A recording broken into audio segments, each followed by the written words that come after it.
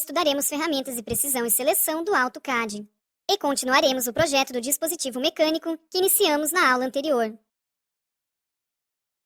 No AutoCAD, encontramos um grupo de ferramentas chamado Object Snap, ou ferramentas de precisão. Este grupo de ferramentas é utilizado para selecionar alguns pontos da geometria, para tornar mais preciso o processo de criação e desenvolvimento de projeto. Estas ferramentas são encontradas na barra de status do AutoCAD e são acessadas através deste botão.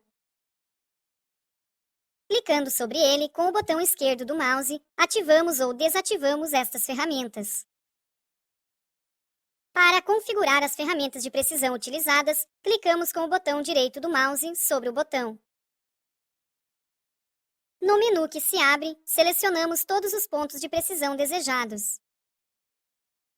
Os pontos mais utilizados são Endpoint, que exibe os pontos iniciais e finais da entidade, Midpoint, que exibe o ponto médio da entidade, Center exibe o ponto central de circunferências, Quadrant exibe os quadrantes, ou seja, pontos que dividem uma circunferência em 4 partes iguais, Intersection exibe o ponto em que duas entidades se cruzam.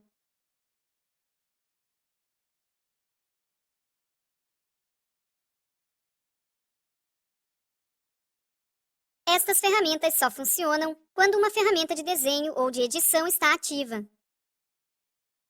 Outro recurso utilizado em conjunto com estas ferramentas é o Object Snap Tracking. Esta ferramenta exibe um prolongamento que se origina de um dos pontos de precisão selecionados. Vamos utilizar estes recursos para continuar o projeto que iniciamos na aula anterior e que já está aberto. Com a ferramenta Line, posicionamos o cursor nesta aresta da peça. Observe que um indicador surge. Movemos o cursor para a parte inferior. Note que uma linha tracejada surge, indicando o prolongamento do ponto selecionado anteriormente. Clicamos em um ponto da área gráfica para iniciar o traçado da geometria. Desta forma, não há necessidade de inserir todas as coordenadas.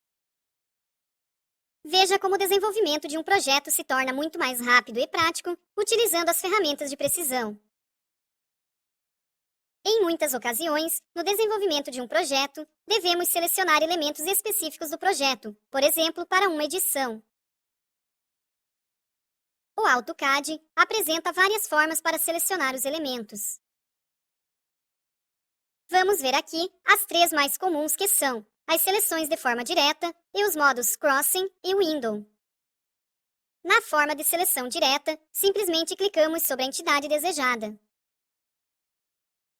No modo Crossing, traçamos uma caixa de seleção da direita para a esquerda.